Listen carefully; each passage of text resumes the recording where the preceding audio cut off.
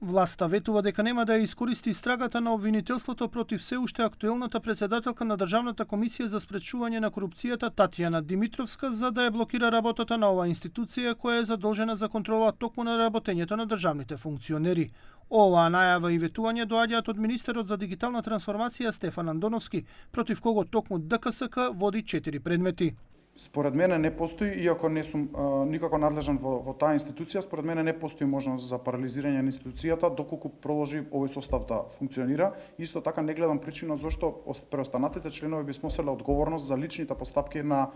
еден од членовите, потенцијални постапки, затоа што станува збор за осомничено лице,